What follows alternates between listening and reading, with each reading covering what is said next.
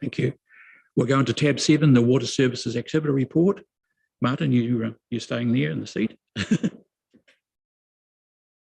Cool, thank you. Through the chair, this is the Water Services Report from May to August. Take the report as read and highlight a few key items. So in item 3.1, the drinking water quality assurance rules come into effect on the 14th of November, and staff are well prepared to meet these requirements. Possible non-compliance of Karapiro water treatment plant is now under investigation. The final quality of the water leaving the plant was not affected. The successful garden and hose trigger nozzle campaign from previous years is to be launched this month. And then on item 3.2 on page 27, Council has informed the Waikato Regional Council of 2 wastewater overflows from the Cambridge Wastewater Network over this time period. Neither of those overflows reached a watercourse. Item 3.4. Martin, Could I just ask a question about that? please. Yeah, you know, those non-compliances with wastewater overflows, you know, they're treated pretty seriously, but, you know, you're able to report that none of the overflow reached a watercourse. Like, is there any way to have different classifications for overflows so that anyone reading the report knows that there was no contamination? You know, like it seems a bit of a pity that we'll have that reported and the conclusion will be reached that, you know, the environment was detrimentally affected. That's all. Yeah, I mean, we do report them in our levels of service section as well, of the number of dry weather, wet waste water overflows. So they are, yep, it's just we don't usually have that many, and so we have taken the step now of reporting them to the regional council, even if they don't get to a watercourse, just to be on the safe side. Yeah, but I think it's part of our KPI as well. Yep. Reporting. And so if there's no differentiation between whether or not there was not an overflow that didn't contaminate anything and one that did, you know, there's no way to work that out. And so the natural assumption is it was a serious one that did cause contamination. Yeah. So I don't know if it's possible to improve the detail of the reporting, especially for the KPIs, which is the one we're held accountable for. Yeah, Bill. Graham. Yeah, I think I'd like to support Claire in this because if there is an overflow, then it affects. If it doesn't, well, it doesn't might not affect the water flow. It certainly affects the whenua. And so, I think that I'd like to signal support for Claire in that regard. So, what has been affected? If it's not the waterway, it certainly might well have been the whenua, and we should at least be respecting that as well. Andrew. Thank you, Mr. Chair. Through you, yeah, on the slip on the banks of the river, Waikato River. I guess that's potentially quite concerning. What's your take on that slip and potential for worse? Yep. So we monitor the slips along the river, and particularly with our current plant with the water going through the ribs, that can cause slips if they get overloaded. And we did. So we were one slip 2 years ago was contributed to the discharge from the wastewater treatment plant. But all the ones we're monitoring currently are well away from that area, so they're natural slippages from the river. Yeah, and they're not having any impact on the land. Thanks for that. Okay, next item on 3.4. Melissa Alfrey, our senior steam water planning engineer, has won the 5S Emerging Water Professional Prize. And Melissa is also a nominee for the Water New Zealand Young Engineer of the Year, which is a highly prestigious industry award. So we're really proud of that. Martin, do you want to flesh out a little bit of information about the Pirongia fire hydrants? We'll get to those. Get to that shortly, sir. I've got a script here. Sorry.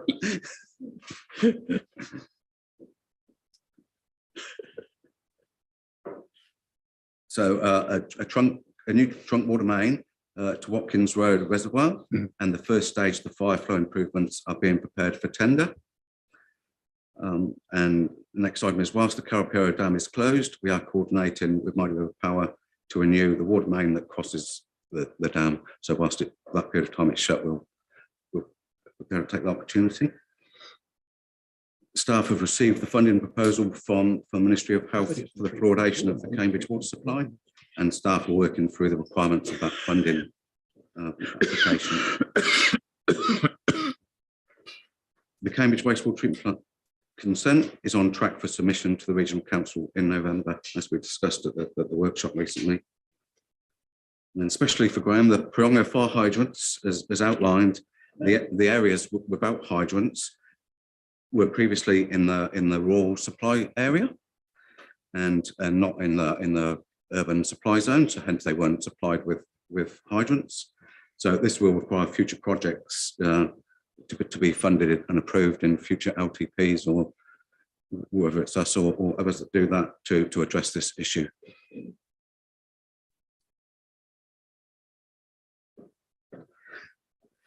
The urban stormwater discharge consent renewal has been submitted to the Regional Council and is currently on hold by them for technical reviews. Item 3.5, backflow and fire testing schedule has been completed and the testing is now underway. New emergency generators for the Pukerimu intake, the Parallel Road water treatment plant and the Taylor Street wastewater pump station have been delivered and are currently being connected.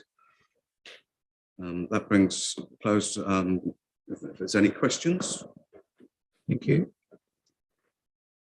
Okay. Yes, Lou. Just quickly, Martin, we were talking about fire hydrants.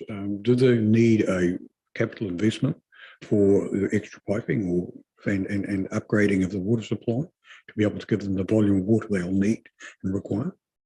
Yes, indeed, they will. They'll need a rider vane put down the roads and the hydrants installed. So we're a capital project. Is this been budgeted or is in the? No, so we'll need a new funding, a new project for approval for funding. Yeah. Thank you for that.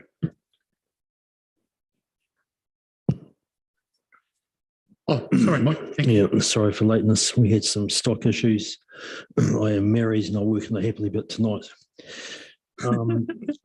Just, Martin, there on page 31 of the agenda, that rural flood hazard mapping, is that the same methodology as was used in town, just in terms of not identifying the depths relative to existing dwellings? Is that the same methodology or is it different?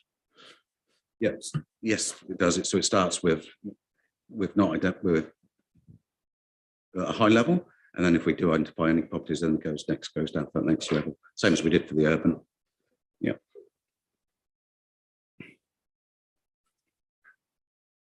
All good. Mover and seconder. Yep. Man, just with the fluoridation of Cambridge, what are the perceived running costs? Like how much would it cost to get a run? Do you know? Do you have those So costs? I think we signalled off the top of my head to the Ministry of Health, it was circa $120,000 a year from memory. Oh, sorry. Thanks. Thanks, Chair. Yeah, page 32, I'm just coming back. There's a comment that there's riverbank instability near the Cambridge wastewater treatment plant. And you're monitoring with drones, etc. But so if something's detected there, what can we actually do to mitigate that?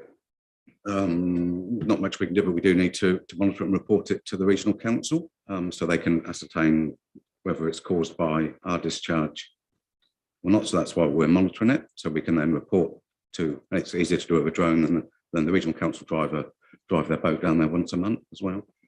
Yeah. But it's more just to keep an eye on it and see what's happening. So Yes. I was going to save this just for another meeting, but while it's been raised, but I met with some neighbours actually along the Waikato River last week, because right from the treatment plant all the way to the rowing start line. There's several slips now, including the one that I know we've talked about in Paewhenua as well, Jim. But there's just multiple slips along there. So I don't think it's an isolated issue. I think we probably need to look at bringing regional council to for a wander. It's on the actual walkway where majority of the slips that I had seen, and neighbours are starting to plant along there. So I think that it would be great if we had a bit more of a coordinated effort, maybe identify where all the risks are, perhaps. Yeah. I think regional council are also been very, very reluctant to spray the privet around the high level bridge because it's actually retaining the banks.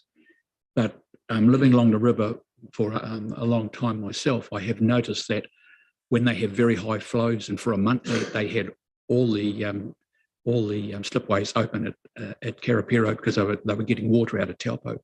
And once that water rises south of Karapiro and goes down, that's when you get that slippage coming through. And it's been going on, well, 56 years I've been there. It's been going on just in odd places. There's not a lot you can do. Not a lot you can do, I don't believe. Oh, well, there's a recommendation there that we receive the report from Martin. Thank you, Andrew. Moving. Bruce, seconding. All those in favour say aye. Against? Carried. Thank you very much.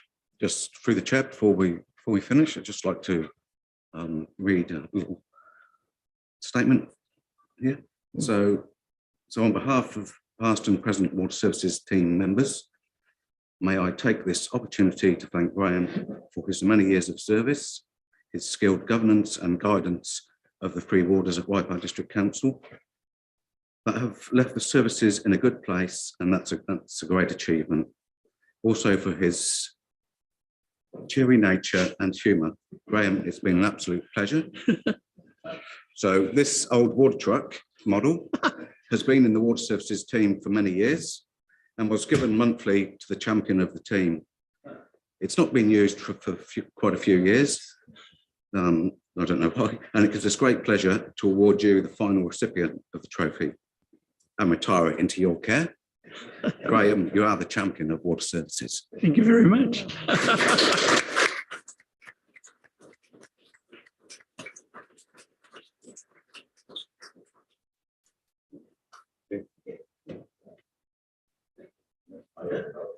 Thank you.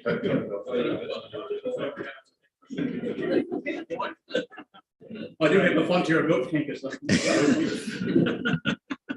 Be careful where you park, you don't want to get a ticket. Might be a big ticket.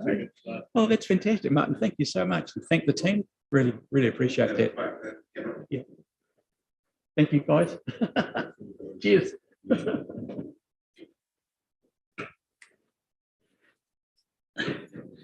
Crikey dick. That's embarrassing.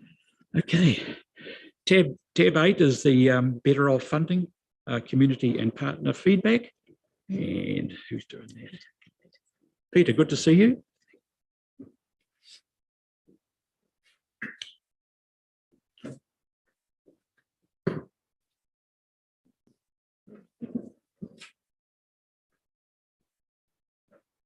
Floor is yours, sir. Morena, good morning, Mr. Chairman, committee members. So the report you have in front of you, take as read, but just a couple of comments. It's obviously following up on issues that were raised for further work from the July meeting of Council, and more recently from the workshop held last week. So the report has been updated to account for those discussions at the workshop last week, and in particular to reflect on intentions to address the priority project of Papakāinga in terms of District Plan Change 23. So that no longer features in the report in terms of the Better Off funding proposal list, but it is acknowledged to be dealt with by an alternative means, I think, which the Chief Executive has suggested and is covered briefly in the report. So with those comments, I'll cease and take any questions. Thank you, Bill. I saw you going for the button early. Kia ora, Graham. And thanks, Peter. I'd just like to get that confirmation because we covered this off, sorry, Gary, at the workshop, and I just wanted to get confirmation that what we covered off in terms of the Papakāinga and plan change has been, because I'm not at liberty to vote for this as it is at the moment, but because I'm not sure that the workshop or what we did in the workshop in terms of that plan change has come to the council and the council has approved of that. Maybe the workshop, that's able to happen at the workshop or not, but I'd like that confirmation at the council here that will occur before I can endorse the better off funding, the lack of it in the better off funding. Yeah. In the workshop, we can't. That's my Can't point. formalise that. Yeah. Yeah. So I can't endorse the change here right now because I don't have the commitment by council in terms of it being funded from another pool or another place. So I need some help here. Is there some way that we can confirm? Oh, thanks, Gary. Thank you, Mr. Chair. So there'll be a paper coming to the full council meeting next Tuesday, which recommends funding for Plan Change 26, the urban intensification, and for the Papakāinga. Those plan changes are traditionally loan funded. So the suggestion in that paper is that we proceed with those two plan changes and loan funding. Thank you. Thanks, Gary. Fantastic. Yes, Roger. Yeah, thank you, Graham, through you. I'm wondering with the recommendations and the discussion on the recommendations, whether we can take them in part. So whether we could discuss whether or not we approve the funding agreement, and then as a separate part, the allocation of that funding. You want to do them individually? Oh, well, I just prefer to have discussion on whether we're going to accept the bribe of the government in taking the Three Waters funding first, because I think that's an essential issue.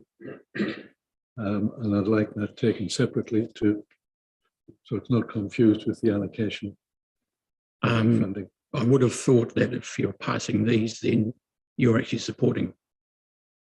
I will be voting against it myself and having mine being recorded. I don't know that we need to go through the whole lot. Is that an indication? We can do those en masse, can we not? And we voted against it. That's our prerogative to do that if we don't agree with it. Okay.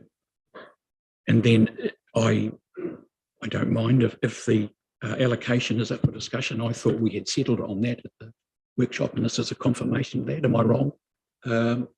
Well, in my mind, I'm not happy with the allocation. Okay. Yeah. You want to? Okay. Well, we're going to take it all at once. Well, it can be a long job if we go through them individually. Okay. No, I'm talking about whether we're going to take clause B. The individuals. Yeah. On page, what page is that on? Yeah.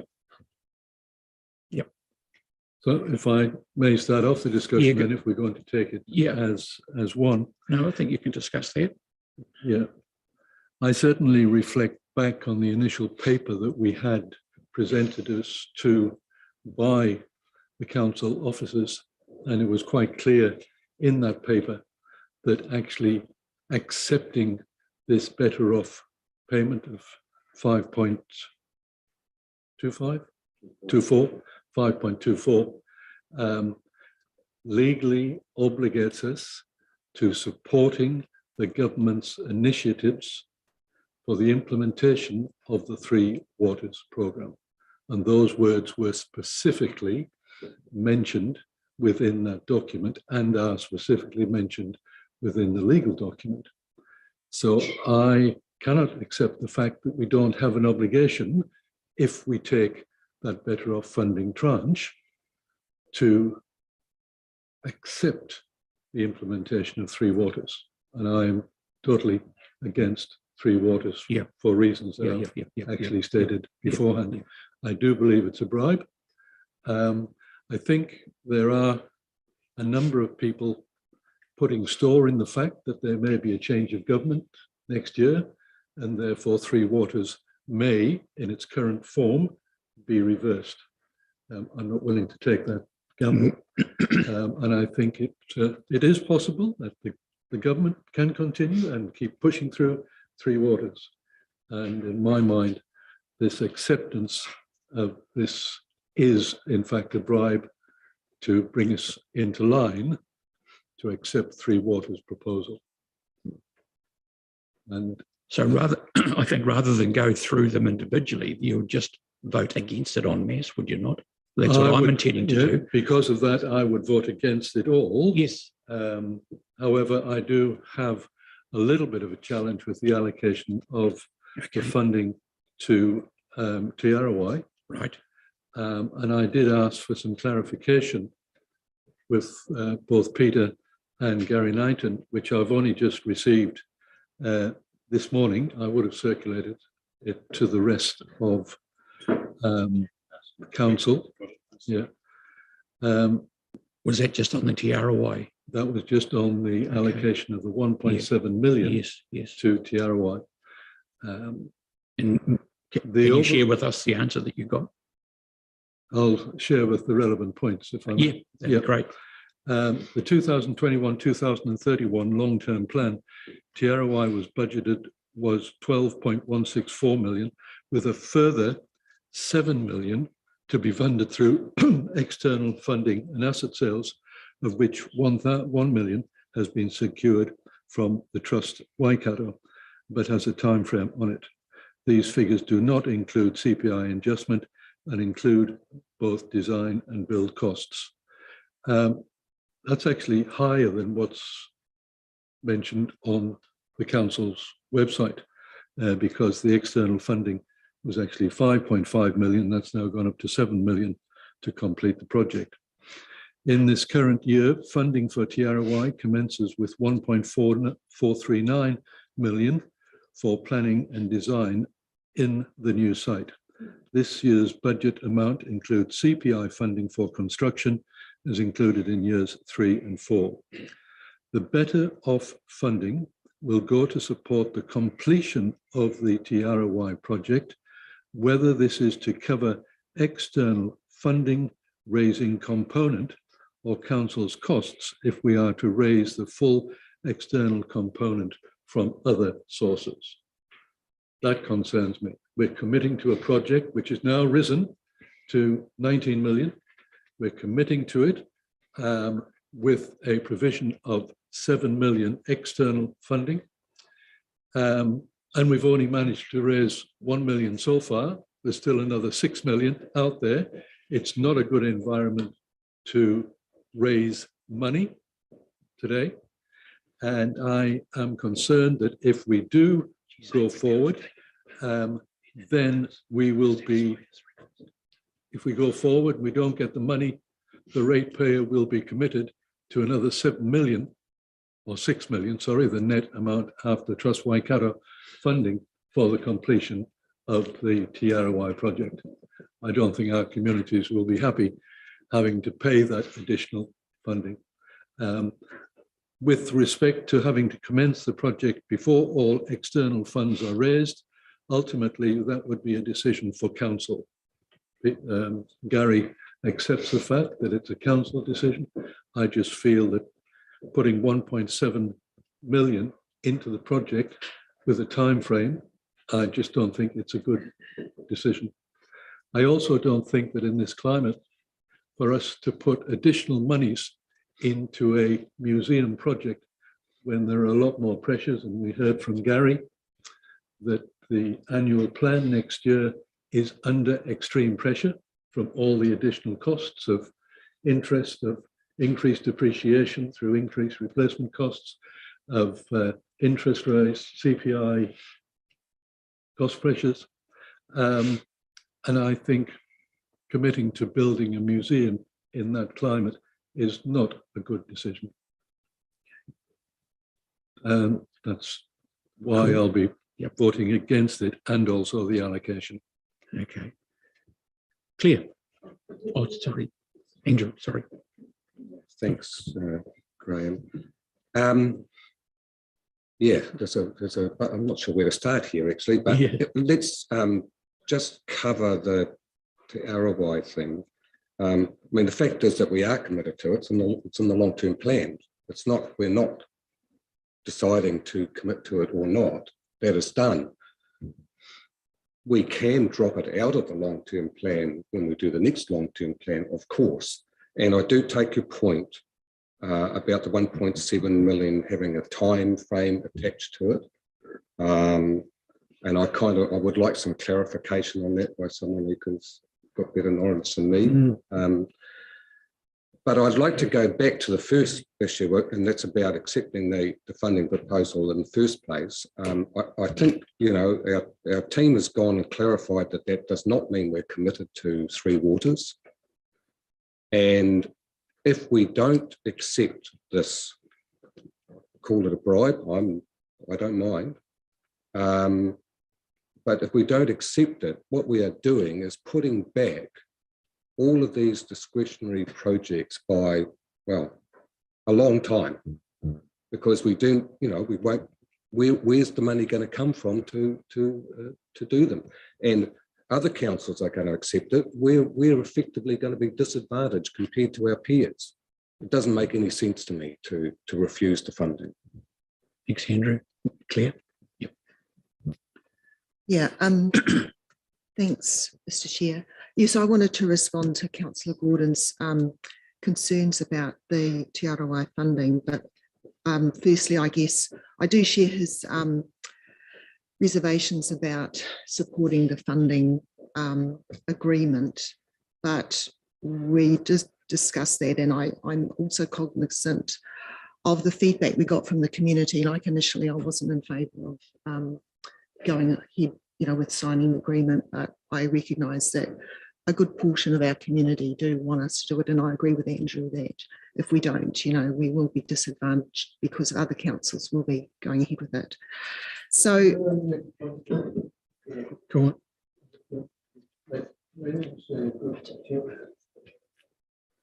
When you say a good proportion of the community endorse it, if you look at the stats, there were only 55 people in the district approved going for tranche 1 funding. And we heard from our comms team that in fact that is well below any statistical base on which to take that as opinion of the community. So in fact, I'm sorry, I'm going to have to pick you up on that. We do not have support from the community for that better off funding.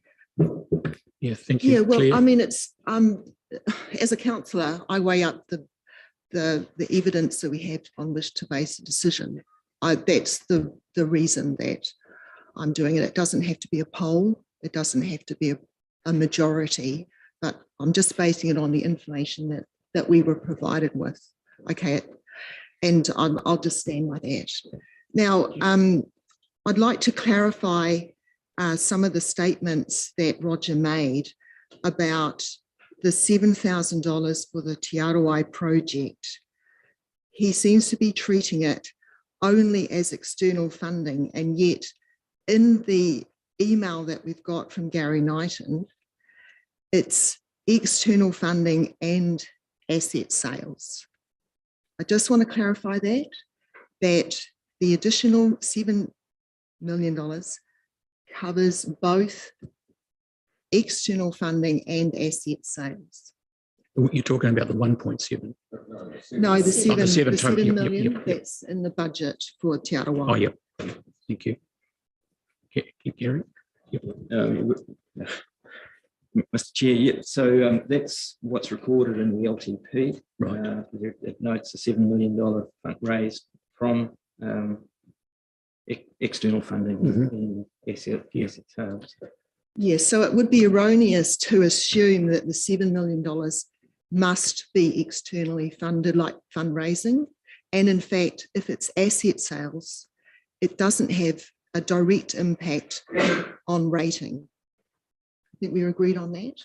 So those sort of, I suppose, suggestions that were part of Councillor Gordon's arguments can be refuted, that they're not actually accurate. So I'm based on that. I'd also like to get clarification from Gary, since you're there, that we've had other projects that we've committed to when we didn't have all of the external funding in place. And you've given me an example. Yeah, the Cambridge pool is an obvious one there. I think we ended the fundraising at 1.93 million of the 2 million we were trying to get just post-COVID, because we didn't think there was much prospect beyond that. But I think we would have committed to that project around the $1.4 million fundraising mark. Yes, and I understand. I remember that there was quite a bit of asset sales that was part of that, the funding of that project as well. May I ask a supplementary question? Yeah, absolutely, Mr. Chair, and it is of Gary. Can you tell me the other Waipa District Council projects that we included in the long-term plan that were also supposed to be funded by asset sales, two distinctly that were major projects, and how much money has been raised by asset sales to date to support all of those projects? I'm sorry, Roger, that goes a bit beyond my... Yeah, and I'm just thinking that I'm trying to reply to some of the statements that Roger's made, and then it's interrupting my line of thought. I mean, I would have thought I could just state those things that I disagreed with Roger before, you know, we get loaded up with more questions. Yeah, and I'm not trying to resolve every little detail, but I'm just the principles. Yep. That's all. Okay, thanks. Yeah. Yeah. It just seemed opportune that he could come back straight away, but he went to Gary, so that, yeah, I know. Yeah. Okay. Yeah. So I just feel that on that basis that I certainly support Te Arawai funding being part of the Better Off funding, you know, list of projects. Yeah, and that I'm not too sure why a higher standard should be for funding should be applied to that particular project. You know, when we've sort of had, I suppose, a diverse way of funding big capital projects, and that even some of those other projects that are on the list, I know that they rely also on external funding, because I'm familiar with the Karongia Cycleway, you know, and it also requires external funding and possibly asset sales. So yeah, I just felt that I was concerned with the distinction that was being made for that particular project. Yeah, and I'd certainly be comfortable with continuing to support it at the stage that we're at, even though there is external funding and asset sales that are needed to make sure that we can complete it. Yeah. Thanks. I think what we've seen over the past with projects is we put a stick in the sand and then we go. And sometimes we move quicker or it drags off and we shift that. But that's what's happened to most of the projects. Michael. Thanks for that, through the chair. First question is just to Bill, just based on the response that Gary gave, does that give you more confidence? And based on the sort of feeling you got from the workshop, would you be in a position, do you think, to vote even if you were the last hand up or down, to sort of, you know, to be able to vote today, Bill, knowing that actually next week there is something coming that the massive indication that it'll be supported around the table?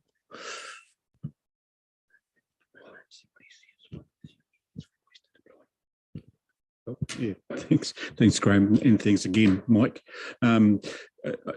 Yeah, I heard what Gary had to say, and yeah, it is, you know, it does still place me in a position, but I think that in terms of building the relationship that we've in the partnership that we're seeking to have here in the Waipa district between council and mana whenua, you know, I'm looking to take it on good faith, and I think that having had the spatial plan stuff that we did on Monday, having had the workshop, and now having it recorded, I would be comfortable in supporting it and putting my faith in this table to do the right thing when it gets to Tuesday's meeting.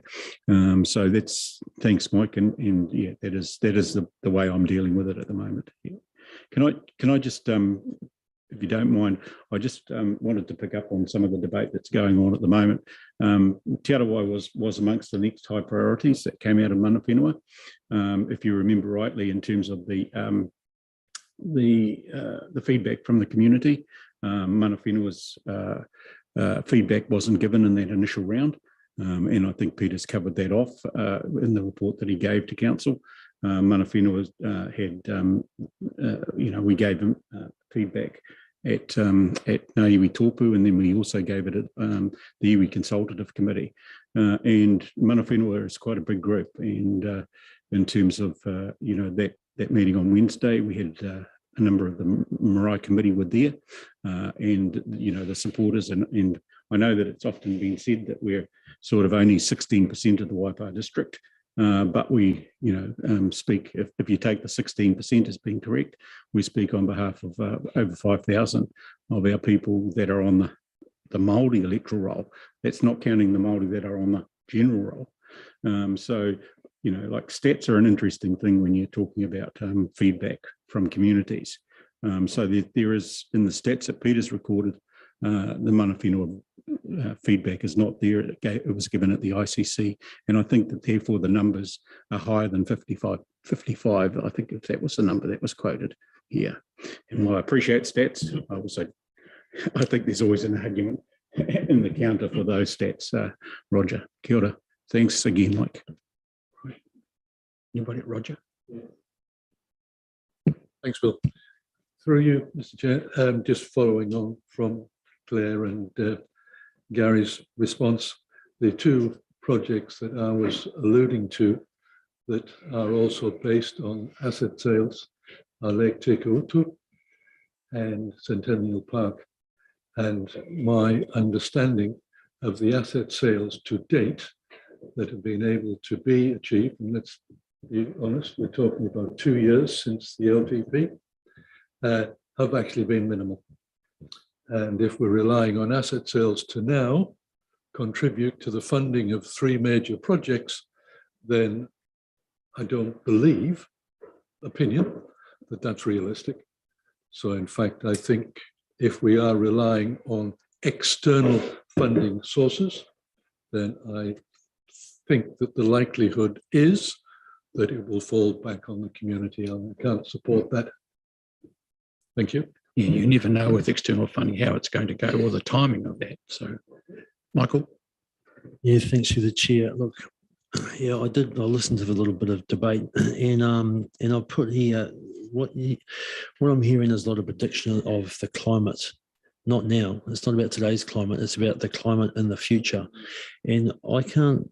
You show me an economist that can predict that, let alone the people sitting around this table. To be fair, like this money has to be spent by 2027. It is difficult to predict 4 or 5 years out into the future when some of these projects, within that time, need the real horsepower in behind them. I'm glass half full sort of guy, and I think this Waipa is as well. And there are people that will get in behind these projects. So I'm approaching it that way. I'm also approaching it then when someone gives you a handout, you don't look a gift horse in the mouth. And regardless of whether the government changes next year or not, the next time we get a crack at this is a couple of years from now, and everything's gone up, but the money hasn't. And it's still general population taxpayer money, whereas the next tranche isn't. That is back on our ratepayers. So I struggle to see a negative if I take out any sort of emotional or political lens on this and just go what is, I think, best for the ratepayers and the users of facilities in our community, because they're really not going to care where the money came from in the end. If it's up and going, there's a refuge centre, there's a Tara Wai, there's these other initiatives. Liz? Thank you. Look, I just want to support some of the comments I've just heard Mike say, Andrew, and Claire as well. So looking at the recommendation for me, yeah, I think our residents, based on the small poll, but my feeling out there in the community is this will proceed anyway. And why would we not take the money. It's a gift. It is simply a small reflection of the investment and commitment we've made as a council over many, many years. So, no one supports Three Waters. So I think that's something we're oh yeah, sorry, Andrew, except for you. Okay, I should say that in general, this council doesn't support Three Waters, but there is a significant amount of discretionary funding that will simply benefit our community. The Te Arawai debate, I raised last week that I just wanted to check back in with the Te Amutu Community Board because I needed to know that our community over here in Waipa in general was still really supportive of that. Resounding big yes. Yes, they are. So that for me was, just really, really important to understand that the mood hadn't changed in Te Amutu and for Waipa in general. The time to debate Te Arawai was back at the LTP a year and a half ago. We made that commitment at that time. During the deliberations, that was the time to question whether it needed to stay in or stay out. So I'm sorry, Roger. And from memory, you weren't at the deliberations, So 8 o'clock at night, we were deliberating all those issues. For some reason, yourself and Councillor Coles were unable to be there. I'm just saying that was the time. We need to move forwards, and we made that commitment. So that is where, for me, where we land today. So I'm certainly going to support the recommendation in front of us. Thank you, Gary. Mr. Chairman, just probably one more point that I did respond to Roger on, that if for some reason you decided at some point not to proceed with construction, that the 1.7 million can be rolled into tranche 2 or reallocated potentially within those other tranche 1 projects. So, yeah. Turn your button off, Liz. That's actually a relevant point, Mr. Chairman. Yeah. So the community is not committed to the 1.7 if the external funding is not achieved. That's what I was just saying about putting a stake in the ground and making a bid. And what happens after that is really, Andrew. Just very quickly, I wanted to make the point that not accepting this 5.2 million puts back all discretionary projects. Accepting it effectively brings them all forward. We're not adding anything new to the mix. It's the ability to do things that we would not be able to do for a substantial amount of time. So my feeling is there isn't a degree of councillors wanting to go back and readjust that funding as we see it now. Does that satisfy you, Roger, or do you still want to go through A, B, C, and D individually? Okay. Thank you. Yep. Thank you. So I think, Lou, sorry. I just want to add one point that everybody's got to realise that all of that tranche of funding applications has been carefully researched to comply with the DIA's criteria. So, if we start changing that or moving that, we then have to ask staff to do quite considerable work to get a correct decision or something that would comply. Yeah. And certainly to Bill over there, as I say, Plan Change 23 was actually being actioned. It is a plan change. So it's a different type of thing. We've got to actually go through that process for that fear that you have with your housing. So I do believe that we can process that through the regulatory side, which is a different process to having the funding within this tranche. Thank you, Lou. Peter, do you have anything more at this stage before I put Jim? Sorry, hang on, just see. Yep, go Peter. Look, just in terms of the whole package of recommendations, at the end of the day, no one hates the Three Waters more than I do, and whatever we do and decide here is not going to stop me continuing to push back as long and hard as we possibly can. And that's still the view of the Communities for Local Democracy. So that issue aside, central government is pushing ahead with it, and whether or not there's a change of government, it's in the lap of the gods, I suppose. Yeah. But I'm comfortable that we've got enough of an indication that we can continue to voice our opinion where we stand on the Three Waters reform. So based on that, I'm happy with the recommendation B.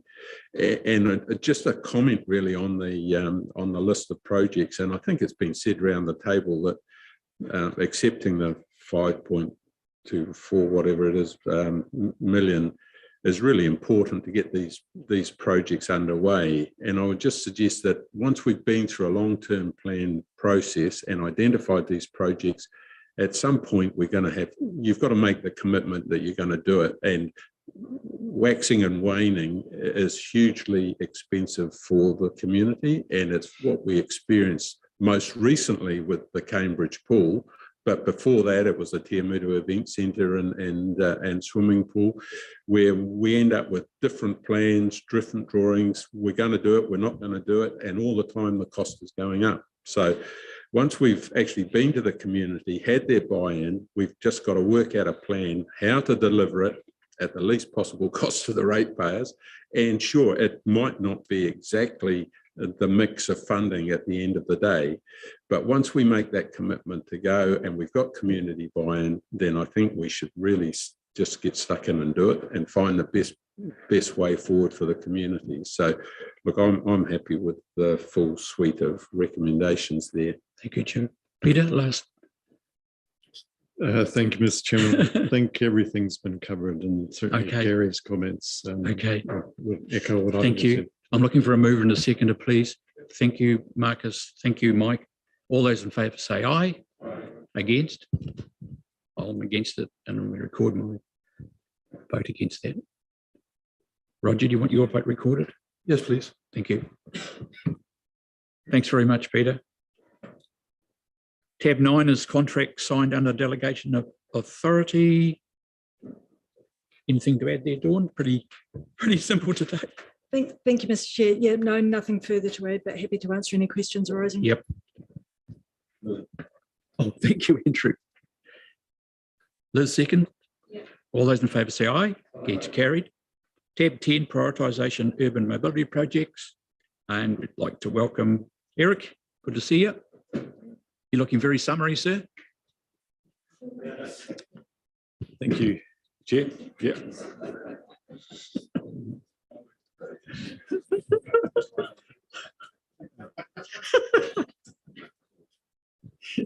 Easy Tuesday, Bill.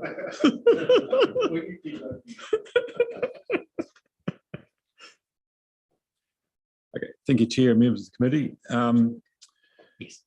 So this report seeks, I guess, approval from this committee to commence the development of 2 projects for urban mobility. The one in Cambridge is a continuation of the Hamilton Road Cycleway in the Te Awa path into the CBD. And the one in Te Murakiki is the extension of the flat road, well, Kiki to Te Muru path, down Wallison Street, Whitmore Street to the school and to the Kiki domain. Yeah, so if I can take this report as read, and I'll take any discussion. Thanks, Roger. Thanks. As you know, I've been a member of the Urban Mobility Committee, so I certainly support the proposed extensions. You did in your report say at the time of preparing this report, an application has also been made to the government's Climate Emergency Response Fund for funding this programme. Can you give us that update now? Yeah, through the chair, yes, we've applied for the funding. We haven't heard back at all. We've been advised there'll be an announcement this month. How much have we applied for? We've applied for the full LTP value, which is just over $10 million.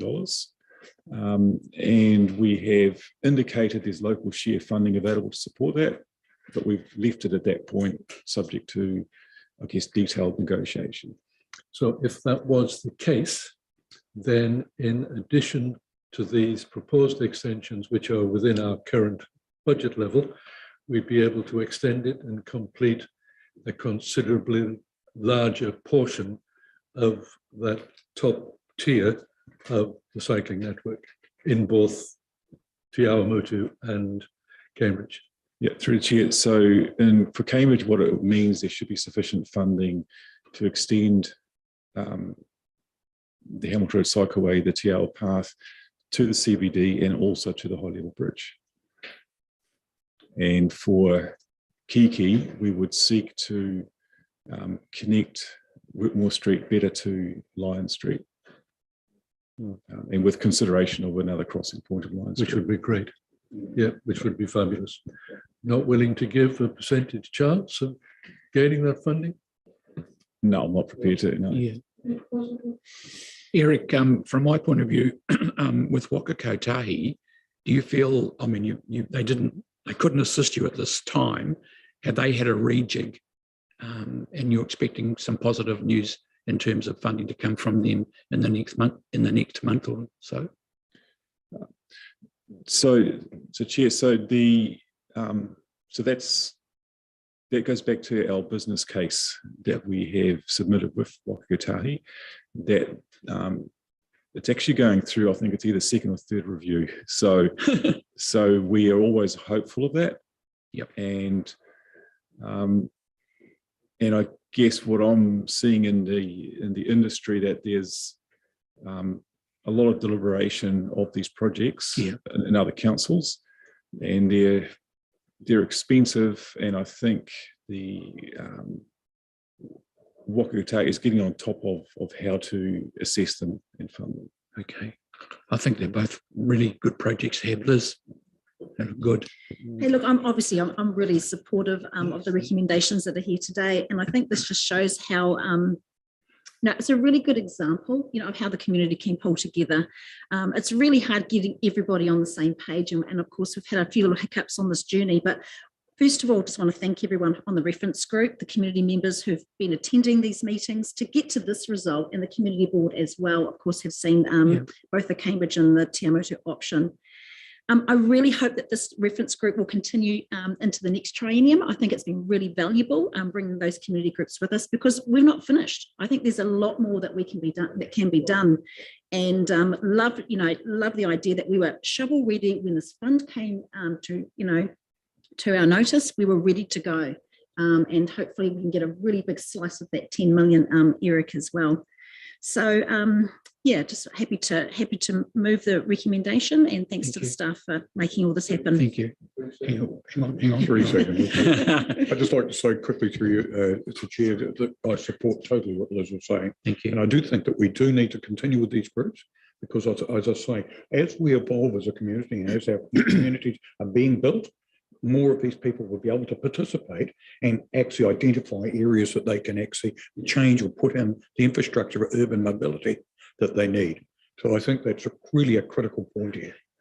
I've got Dawn wanting to add just a minute. Yeah, sorry, I'll just, when you finish. Sorry, through the chair, I just thought I might elaborate a little bit more in terms of that funding question, just to confirm that whilst the Climate Emergency Reduction Fund is being administered by Waka Kotahi in terms of their assessing it, the funding is not coming from the National Land Transport Fund, which is where the majority of our co-funding comes from. It's actually coming from a completely separate fund, which is, I believe, associated with the emission trading scheme. So it's coming from that fund. So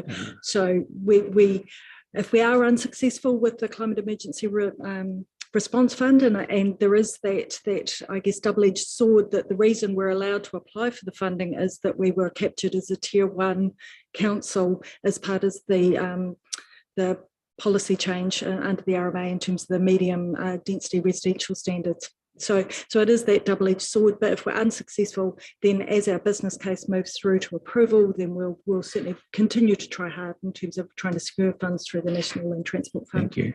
Liz? Sorry, there's just one other thing I wanted to mention. I had a really excited phone call yesterday from West Haven.